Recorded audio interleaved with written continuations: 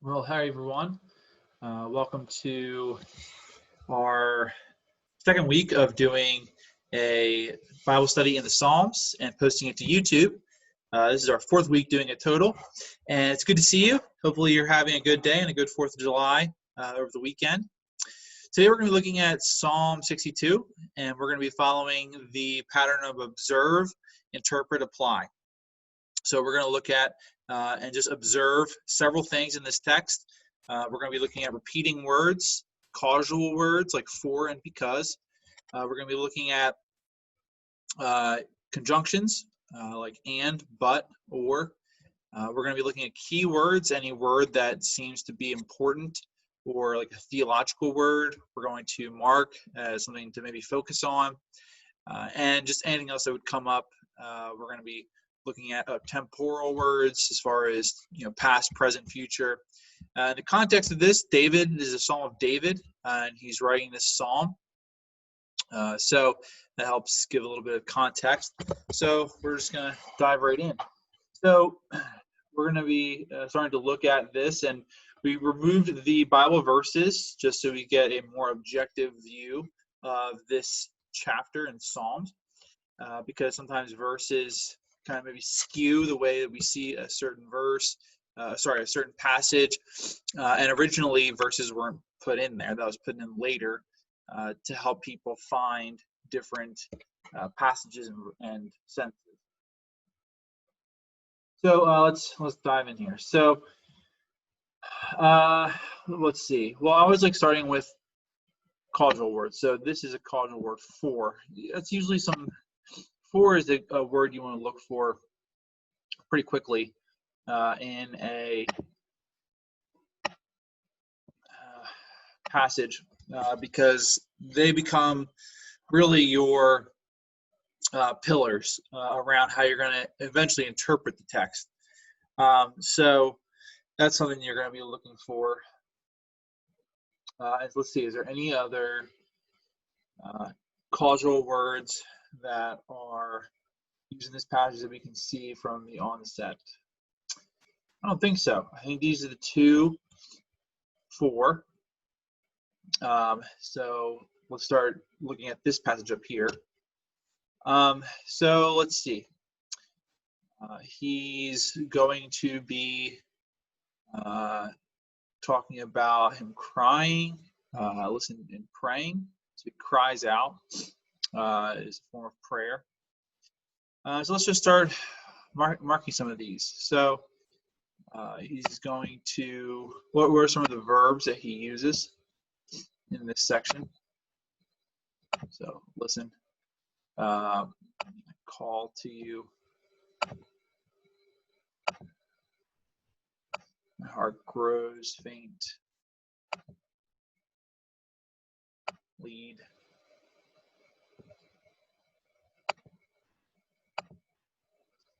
Okay. Call. So we have a double use of call there. We have two calls. We're starting to see two. So pop up here. So we'll make this violet.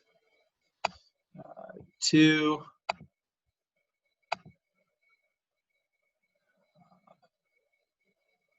This whole phrase is locative.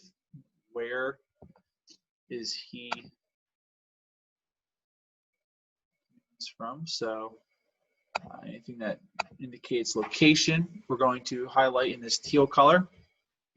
And this is stuff you can be doing in your own Bible. I did this in Word, just copy and paste from BibleGateway.com, any passage, and then just start highlighting different things. Let's see. So we have another two here. And at this point, again, we're not really trying to figure out interpretation. We're just making objective observations. So, so we're just gonna look through and say, okay, is the word to used anywhere else up here? I don't think so. And whatever happens up here is going to be connected to this next thought down here because of the word for. So this is up here is then connected to this because whatever happens up here for, because of, then moving into how God is its refuge. So there's also another, okay. God is the, we won't highlight that. I'm going to highlight that. We have a lot of, so he has my cry, my prayer. We're just going to highlight these together. This is going to become something here, I think. So my prayer. He's going to talk about my heart. My heart. Just a couple things there.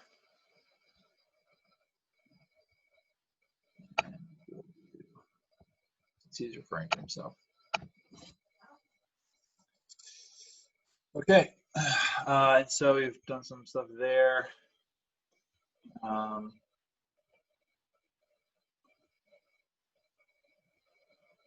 Let's try to make some sense of this because I think that needs to happen before we move to the next section. So the interpretation of this, let's start breaking this down. So David the psalmist says, hear what? His cry, and listen to what? His prayer. These are somewhat used in parallel to each other. It's different words, same idea. It seems to be a sorrowful prayer or prayer made out of desperation. And he's asking who? He's asking God to hear and listen. So he wants God to hear him verbally, but there's this idea of listening, which is a little more active. He wants God to consider, not just hear the words and have them fall flat on God's ears, but listen, to receive his sorrowful or desperate prayer that he's offering up to God. And that's the first sentence. It kind of creates the theme of the passage. That's the context of which we're reading this. This is a prayer. What we're going to read now is going to be a prayer, a sorrowful prayer to God. And he starts out with saying, from the ends of the earth. So that gives, this isn't like a literal, he wasn't like somewhere on the other side of the earth when he was making his prayer. This is a figurative use of the word, artistic use of the phrase, from the ends of the earth. This means he really felt that he was alone, maybe out in the wilderness, all alone. So it'd be like if you were just by yourself out in the middle of the woods, far away from family or friends. You just feel like you're on the very end of the earth. Like you're far away from civilization, you're far away from people that you know, and you're in kind of this barren area. So from that place of feeling alone, feeling very distant from people, he says, I call to you. So again, using call here as another idea here of listening and hearing. He's going to call out to God. So that again gives the idea that he's maybe a little loud. You're calling out to someone. Like you can imagine if you were somewhere and you had to yell across a room or a field to get someone's attention. You're calling out to them. So again, it gives this image of David just open arms, crying out to God, almost yelling up into the sky. And so he says, hey, from the ends of the earth, I'm calling to you. And he starts to describe this a little bit more. He says, I call as my heart grows faint. So he talked about cry, his prayer, now his heart.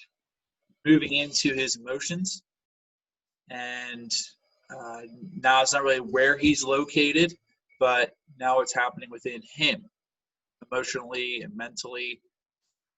He's depressed. He's pretty down on himself, and his heart, his emotions are growing faint. He doesn't have the emotional energy that he feels he needs to have. And so he's in a pretty low spot, desperately calling out to God. His heart's growing faint. His emotional energy is drained. And this is the call.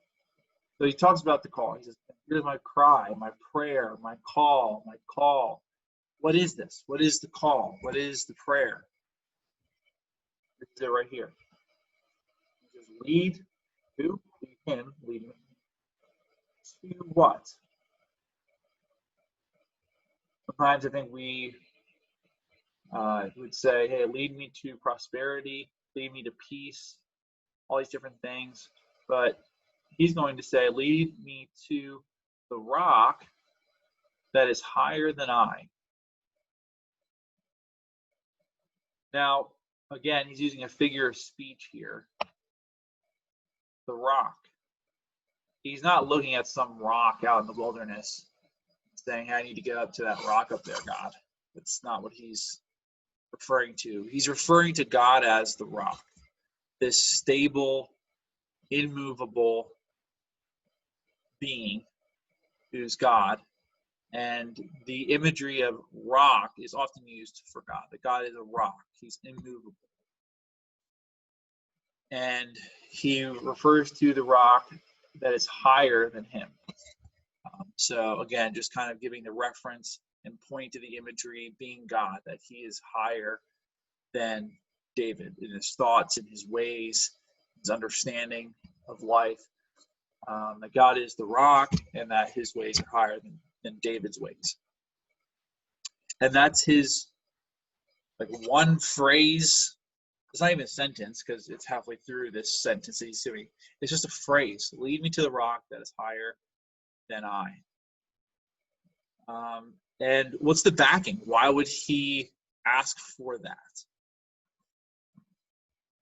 Why would David ask God to lead him to himself?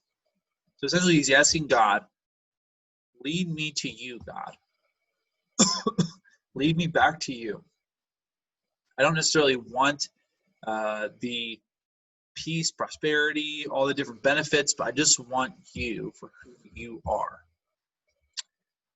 And why? Why is he looking at God's character and saying, God, I want you? And this is where the reason for that comes with the for. Okay. So right here, this is the prayer. We're going to underline this. This is the prayer. The long one. All this is this. Now, why does David have confidence that God would lead him to himself, to God himself? And let's see what David says. For you, that being God, have been, so this is temporal. This is something that is pointing towards the past. Pointing towards the past. And we have another my connection here.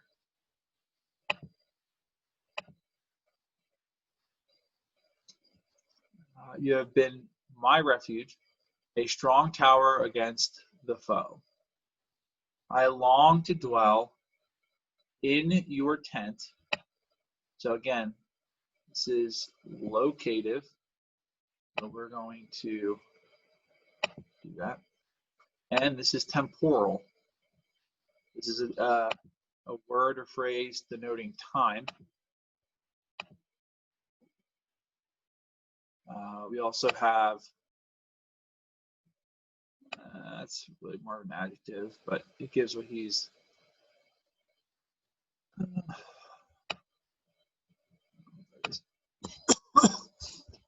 long to what?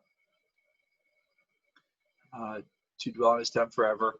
And, so this is our first conjunction. Functions are boring, so we make them gray. And take refuge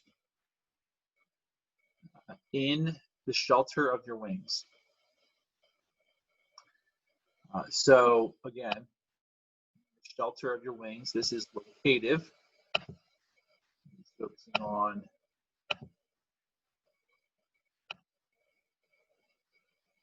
long.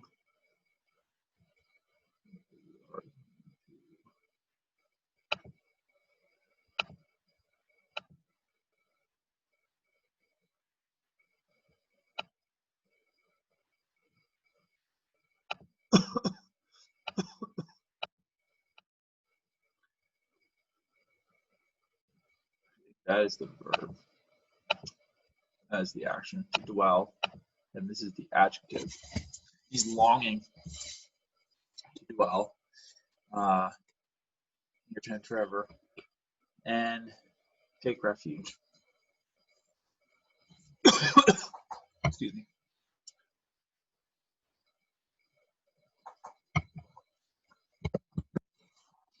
Okay. So let's break this down a little bit. So why would David have confidence that God would lead him back to himself and not give up on him? David is looking back at his life and realizing that God has been his refuge time and time again. Refuge is pretty much a shelter in a storm. So if you were out in a storm, just recently there was a hailstorm in our area, and I saw a video of cars taking shelter underneath a bridge, an overpass.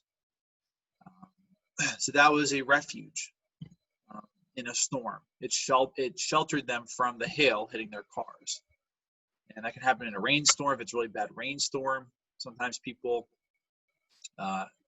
wait out the storm underneath the overpass. So it's a safety place. It's a place of safety in a time of storms or dangerous weather. So you have been my refuge, and then strong tower against my foe. So this is describing the refuge. So this place of safety is being described as a strong tower. So if you have the imagery of like castles and different things, there's that tower. In cities back in David's day, there would be a lookout tower, a tower in a town. Not really, there weren't castles, but you get the imagery. There's this long, big tower. And along a strong tower against the foe. So David is maybe looking back and remembering times when his enemies tried to took him down. Or just realizes how strong towers function against an enemy. And it can be a place where to take safety when there's different artillery, or back then bows and arrows, or different sort of weapons being used to take down the city or the person. The tower would be a safe place to go, and would be able to keep that person safe against the enemy. So this is really a continual thought from what the refuge is, just building that out a little more. So for you have been a strong tower against the foe. So you're looking back and saying, you've been safety for me against my enemy in my past. And David longs to dwell, that is to live in your tent forever. That would be in the imagery of being God's presence. And take refuge. There's the word again. So take safety in the shelter of your wings. So he's building this connection between God being a strong tower against the enemy, and really it's his presence that is the strong tower. That he wants to dwell in the tent forever, God's presence forever, and he wants to take shelter and refuge in God's wings. And again, that's imagery for God's presence, the closeness of his presence. It'd be like a big bird sheltering its young ones from rain or hot sun with its wings. So there's a closeness there. And this, if you were one of the young birds, you feel this protection because of the wings that were over you. And so David says, you've been a strong tower against the enemy, and really the strong tower has, you've been with me all this time, and I want you to be the one that I look to. And he longs for that to happen. Looking forward to the day. So I long to, it's something he looks forward to, that he would dwell in God's presence forever. And that after his death, he would be with God forever in the shelter of his wings. So he's looking back and saying, God, you've protected me before and in his past, and he longs in the future for the presence of God eternally in his life. So his past and future is shaping this idea of how he wants to be led to the rock that is higher than him. Now he's going to use the word for one more time. And again, this is building off of this. So because of these things, because God has helped David in the past, he's been a strong refuge in the past, and also because he looks forward to God's presence in the future, because of these things, for you, God, have heard my vows. So we're going to highlight this again.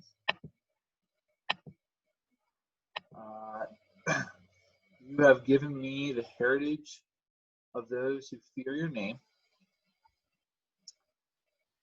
Increase the days of the king's life, his years for many generations. May he be enthroned in God's presence forever. Appoint your love and faithfulness to protect him. And I will sing in praise of your name and fulfill my vows day after day. It's also going to be somewhat connecting. It's more temporal. So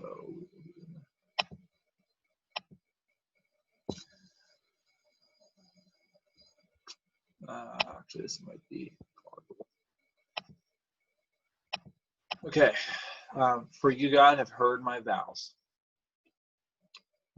So again, this is all pointing back to this phrase right here, giving backing and reasoning why he's confident in his prayer and that God would hear him about how he wants to be led back to God. For you, God, have heard my vows. You have given me, so another reason why, you have given me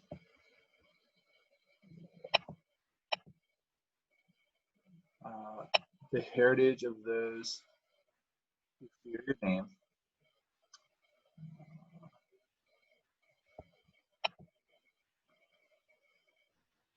And that's a sentence.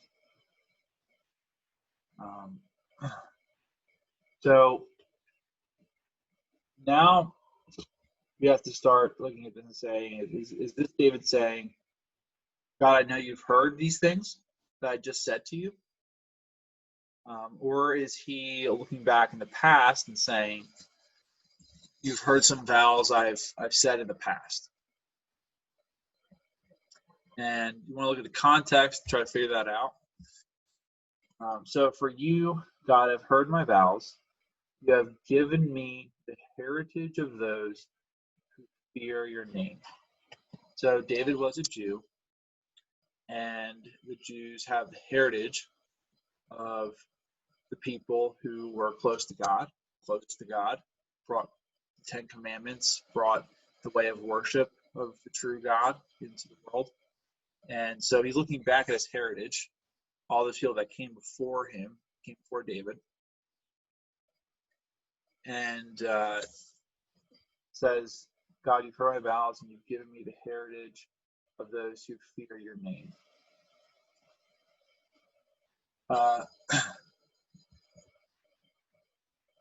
So is this something that he's saying kind of in the present or looking in the past? I know you can look at this, and he's looking at that more definitely as the long lineage. It's saying, you've given me this. I'm part of this people, the Jewish people, Israelite people. And that's a part of the reason why I trust that you hear me. And so, I don't know. I'm 50-50 with this. I'm not sure if these vows, I don't really know. Vows just kind of seem to be something bigger than what he's talking about here. It seems like something he said as a kid. He's looking back at the heritage. So there's this idea in this sentence of the lineage, the heritage. And so I would probably lean more towards, him saying, God, maybe when I was younger, I said these vows to you, that I'd be faithful, that I'd be true to you. And this is something that my people do, the Jewish people do. And so I would say that. I don't think really anything in here speaks of vows. Like he's not vowing anything to God. More, the whole premise is here is a desperate cry, not really a vow. So I would say he's probably looking back at something he did in his younger years, and also tying in the idea of heritage. So his heritage and the vows and the Jewish people and what they're about, his association with them and connection with them, is also something he's using to give him confidence that God would hear his prayer.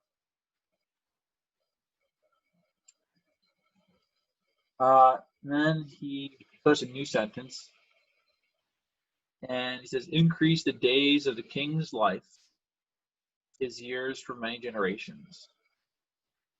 Now, I have to admit, I'm not sure if David was king at this psalm or not. I just dove into this text as most of you would. I'm trying to go through this as like in real life, if you were just down with your Bible and open up a passage.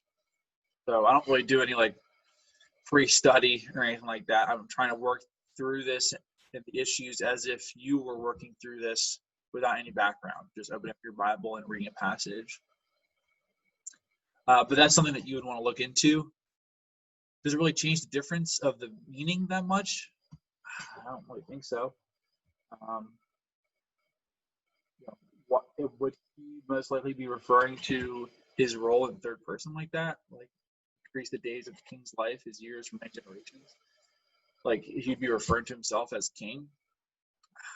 That seems to be leaning away from that. May he be enthroned, that he'd be referring to himself in third person. Just possible. But I'm going to lean towards no. I'm going to say maybe this was written when he was still, like when King Saul was still in. We're not really sure. I have a study Bible, and study Bibles are great. So I want to grab that real quick and look this up. This is why study Bibles are so great, because you may be going through a passage, and I'm using the ESV study Bible. It's a great resource. But you're going to be going through different passages, and you're going to come up against some things. You're like, I'm not really sure what that means. You need some clarification on it. So grab a study Bible. Google also what what the certain verse or passage you're looking up that you're confused on. And so we are at, this is actually Psalm 61, I'm sorry. Psalm 61. Psalm 61 is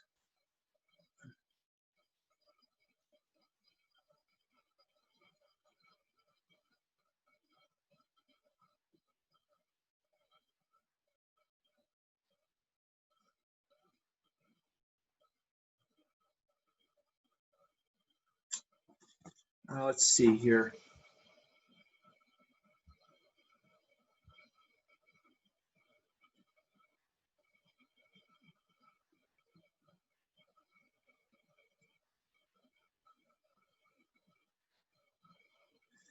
Yeah, Slave Bible doesn't really say that much either.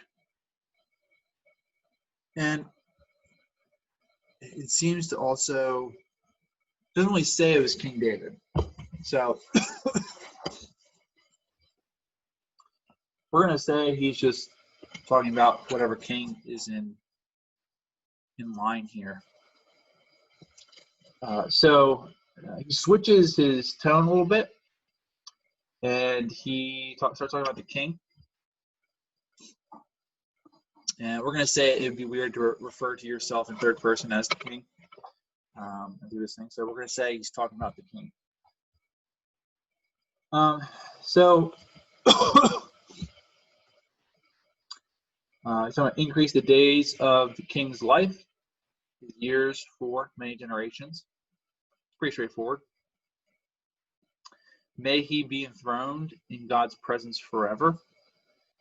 So again, God's presence comes into play here. Appoint your love and faithfulness to protect him. So he's talking about the king, essentially just kind of praying for him and wanting him to have God's love and faithfulness to protect him. It's pretty straightforward. Why this is connected to this cry, this prayer of his, seems a little odd, not gonna lie. If I felt like I was, away from so many people, alone, and just by myself, and felt emotionally drained, and crying out to God, I wouldn't pray for the president.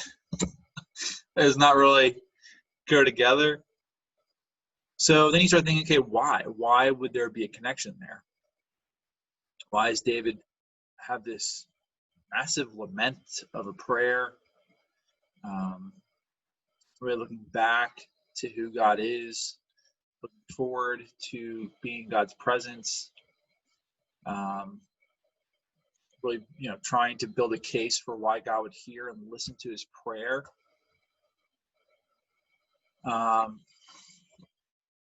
Maybe this is David trying to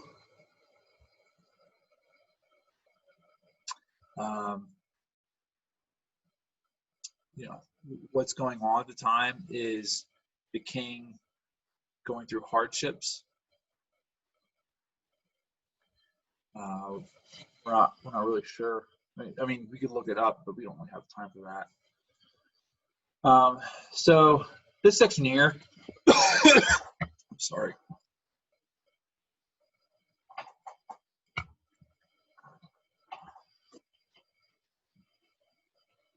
This section here is interesting, and we want to be looked at a little more. So sorry. So some themes we see from this, God's presence forever. So this is something that is brought up that he wants to dwell. So forever. God's presence. So this is mirroring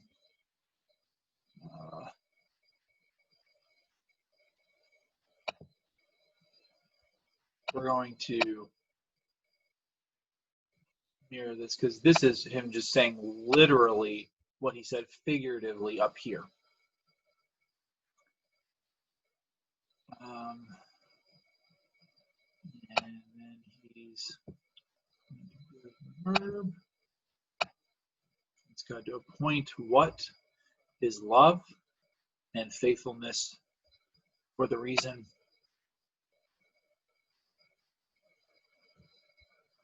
to protect. And there's maybe where we see just want to follow our pattern that we've been doing. So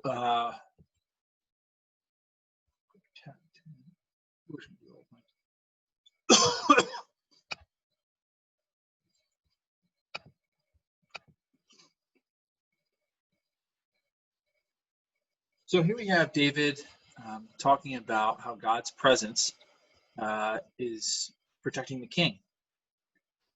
And maybe in his rationale and thinking through this, he's saying, God, just as you would protect the king through your presence, protect me while I'm out here. That he's recognizing that it's not through human ingenuity, human weaponry, very, very strong towers, but it is through God's presence that protect people. And so maybe that's what his connection is there. And then he ends with this last sentence. Then, so I guess he's saying, I don't know what the then is connected to. The idea of the king being enthroned in God's presence forever, and that God would appoint love and faithfulness to protect him. After that, then I will sing in praise of your name and fulfill my vows day after day. So we have this connection. This is all connected. Just because it doesn't make initial sense to us doesn't mean it doesn't make sense. It just takes time to think through the connections. Then I will ever. So this is the forever idea. So we'll make that gold because that's temporal. That's future. This is also temporal. I'm not going to do that gold because that's something future oriented.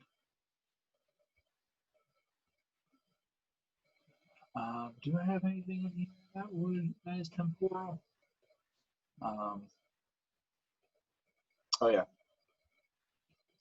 I will ever. So right, we will do that.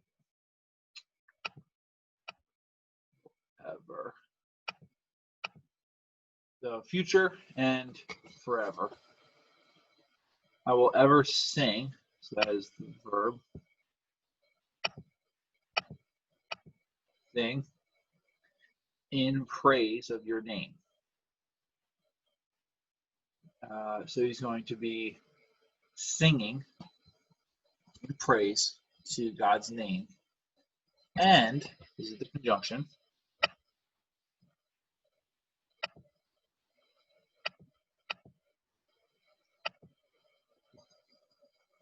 And fulfill my vows day after day. So this is temporal.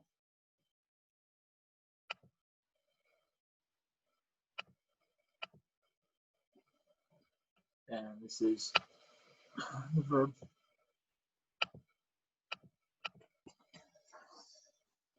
So, uh,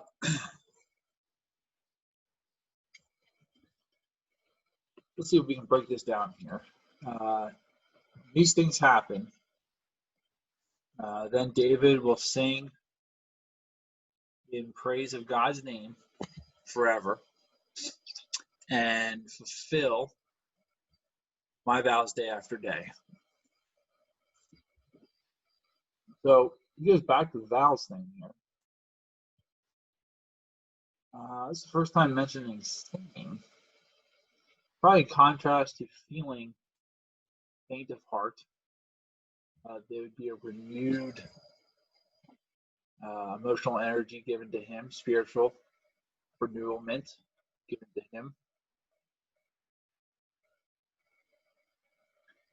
I think he has a concern for the king, and I think that's also something that maybe be bringing him down.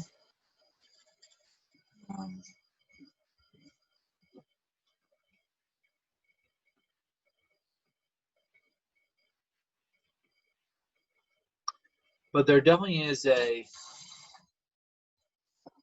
I think we want to try to find the if, right? If something, then this.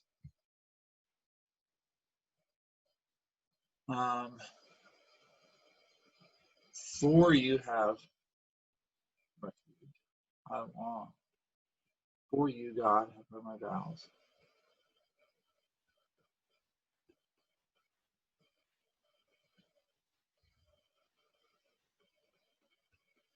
I think the if is implicit in the asking of God, hear and listen to my prayer. Because there's almost this doubt that God would. So I think David is building a case for, hey, God, I'm really in a rough spot here spiritually and emotionally. I'm going to cry out to you in this rough spot that he's in. And he says, God, will you listen to me? Because in the past, you've been my refuge. And you've protected me. And God, I long to be with you forever. These desires and why you've protected me and my desire to be with you forever is connected to my vows that I took to follow you, God, and to continue to live out my Jewish heritage. And so for these reasons, like, hear me. And caring about the heritage of the Jewish and Israelite community and nation, protect the king. Because if the king goes down, then our people as a whole start to get scattered and move away. And so he's giving this prayer. He says this prayer, but then gives these reasons behind God would hear this prayer. And I guess it has this idea of, God, I'm a faithful follower of you. I come from the Jewish line that you care about and started. I care about your people and that there's a king and that you protect him and that your presence with us has protected us. So protect me. And when I see the answer to prayer and that king is protected and that the world is right again, then I will sing praise to you and fulfill my vows day after day. So there seems to be somewhat of a backsliding from David a little bit. He's going through a rough patch spiritually. He's not on the mountaintop experience. He feels distant from God. He may be lacking in some of the spiritual fervor, spiritual disciplines, and stuff that he's going through, maybe because he is so far away from people, he hasn't been able to sacrifice offerings to God in the temple. He hasn't been able to go into the city maybe because of his enemies. He's out in the wilderness by himself, so he's not able to fulfill those vows. And so he's saying, once these things all kind of come together, and I'll go back and I'll sing in your temple, I will make those sacrifices. But God, at this moment, I'm going through a rough time. And I can't fulfill what I want to do in my religious life to you. And even though I'm going through this time, David is crying out, saying, God, lead me back to you.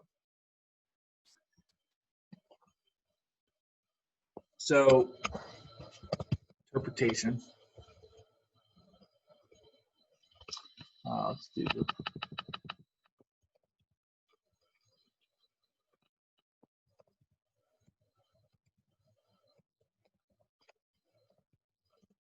Interpretation of this passage would be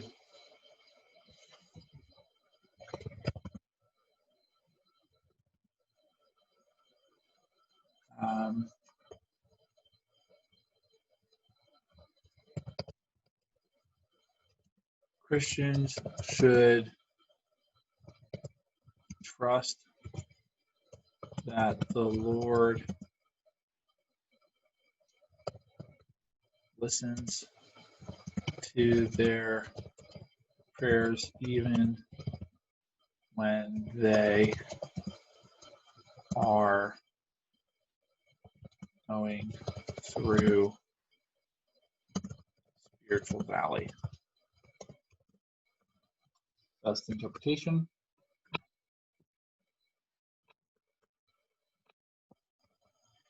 And application.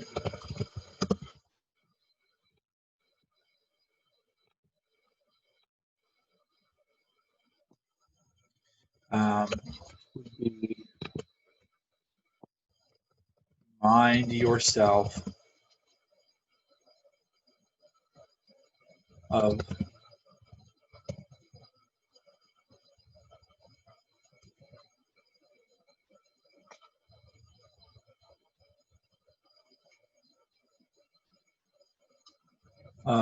the ways God has been good to you and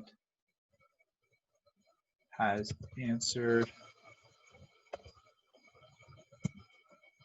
your prayers in the past.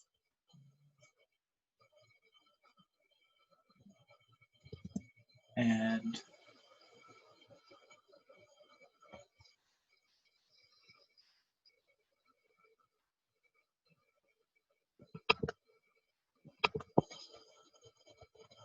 by writing down 10 ways God has blessed